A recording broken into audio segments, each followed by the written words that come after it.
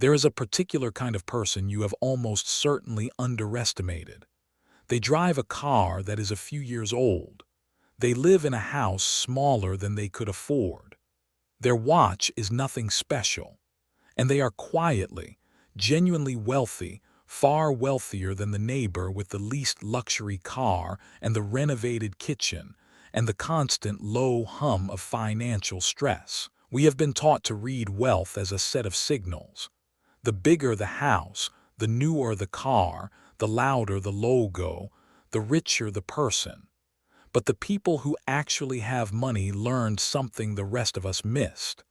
The signals cost money, and the money you spend looking rich is the exact money you can never use to become rich. So today I want to walk you through 7 things the quietly wealthy have simply stopped buying, not because they cannot afford them, because they did the math and the math quietly horrified them.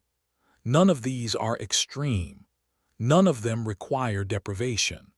They are just 7 leaks that the rest of us treat as normal and the wealthy treat as a slow bleed. Let us count them down. Number 1. They stopped buying brand new cars. Here is the number that ends the argument. A new car loses somewhere between 10 and 20% of its value the moment you drive it off the lot, and around 20 to 25% in the first year alone. That is not a fee you can see. It is a silent withdrawal from your account that happens while the car sits in the driveway. Put real money on it. Buy a $40,000 car new, and in 12 months it might be worth around $30,000. You paid $10,000, more than many people save in a year, simply for the privilege of being the first owner. The quietly wealthy let someone else absorb that first brutal year. They buy the same car 2 or 3 years used, in great condition, and the previous owner has already paid the steepest part of the depreciation for them. Same car, same drive, a fraction of the loss, and they take the difference and put it somewhere that grows instead of somewhere that rusts. Number 2. They stopped buying extended warranties. The average extended auto warranty runs close to $1,900, and the same logic applies to the warranty on the laptop, the phone, the television, the appliance, every checkout counter where someone asks if you want to protect your purchase. Here is the thing nobody wants to say out loud about all of them. The company selling you that warranty has run the numbers far more carefully than you ever will, and they only offer it because, on average, across thousands of customers, they keep much more than they pay out. That is not a flaw in the product. That is the entire product. You are not buying protection. You are buying a bet, and the house wrote the odds in its own favor. The quietly wealthy self-insure instead. They keep a small repair fund of their own. They let the occasional repair come out of it. And across a lifetime of purchases, they come out thousands of dollars ahead of the person who said yes at every counter. Number 3. They stopped buying lottery tickets. The average American spends around $321 a year on the lottery, and here is the cruel part. The households that can least afford it spend the largest share of their income chasing it, because when the regular paths to wealth feel closed, a ticket feels like the only door left. There is nothing wrong with the occasional $2 daydream, but the quietly wealthy never confused a daydream with a plan. They took that same $300 a year, invested it patiently over a working life, and found the real jackpot, the one that pays out with near certainty instead of 1 in 300 million. The lottery sells a feeling for a few minutes between the purchase and the draw. They stopped paying for the feeling and bought the math instead. Number 4. They stopped paying credit card interest. Americans hand over more than $120 billion a year in credit card interest and fees, which works out to roughly $1,000 per household every single year for nothing.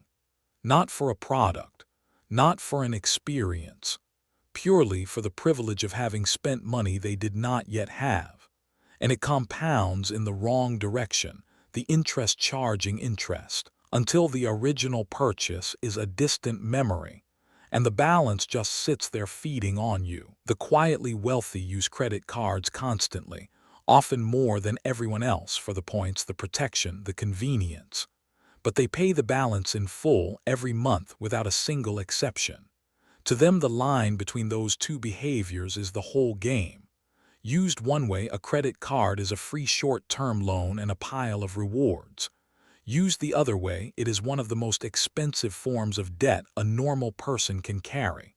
Same card, opposite outcome. They simply refuse to stand in the fire. Number 5. They stopped buying the logo. This one is subtle because the wealthy still buy nice things. The difference is what they are paying for. They buy the well-made coat that lasts 10 years and the shoes that can be resoled. They do not buy the label stitched on the outside that exists only to be seen by strangers.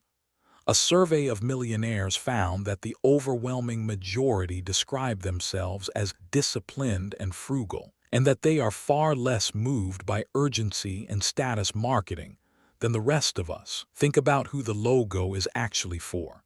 It is not for you. You already know whether you can afford your life. The logo is a message to other people, a way of saying, please assume I am doing well. And the wealthy worked out something quietly freeing. The people worth impressing are not impressed by logos, and the people impressed by logos are not worth the cost of impressing. So the logo became a tax they simply stopped paying. They buy quality, and let the quality be the point. Number 6. They stopped buying more house than they need. This is the big one, the most expensive leak of all. Surveys consistently find that around 3/4 of millionaires live in homes worth under $1 million, nearly 60% in homes under $500,000, and the large majority live in ordinary, middle-class neighborhoods.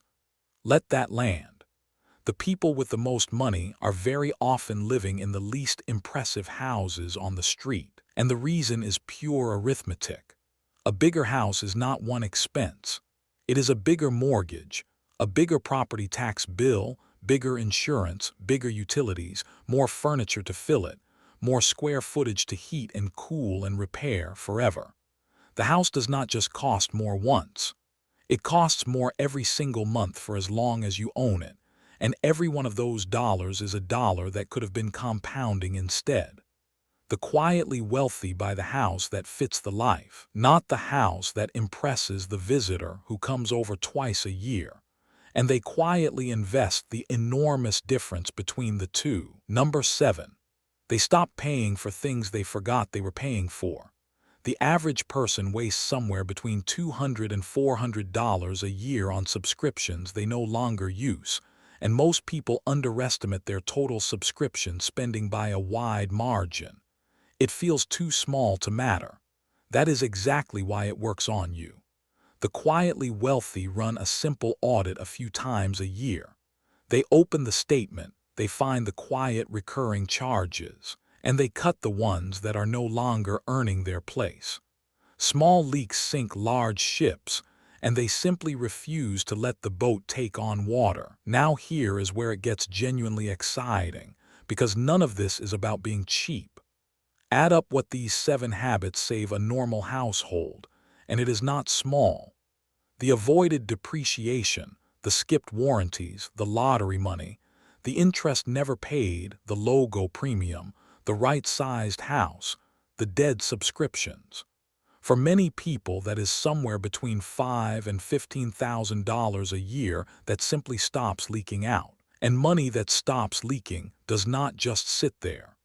Invested steadily at ordinary market returns, $10,000 a year becomes well over $150,000 in a decade, and several times that over a working life.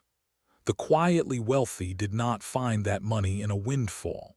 They found it in the 7 things they stopped buying. So step back and look at all 7 together, because the specific items are not really the point. Look at what connects them.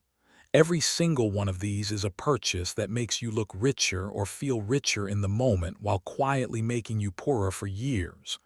The new car smell, the peace of mind warranty, the lucky ticket, the points you never actually came out ahead on, the logo, the impressive address, the subscription you meant to cancel. Each one sells you a feeling of wealth in exchange for the substance of it. And that is the whole secret, the thing the quietly wealthy understood that the rest of us are still learning. They did not get rich by earning some impossible salary. Most of them got rich by refusing, again and again, to trade the reality of wealth for the appearance of it. They stopped buying the feeling so they could finally afford the real thing. The freedom, the calm, the quiet, unbothered confidence of a person who does not need anyone to know how well they are doing. The expensive life you have been chasing was never going to make you wealthy. It was designed to do the opposite. The only thing standing between most people and real, quiet wealth was the belief that they had to look the part to live it. You never did. And now you know the math. If this changed how you think about one expensive thing you've been telling yourself you can't have, there are a lot more of these, the real math behind the life you actually want. Subscribe, and let's keep decoding it together.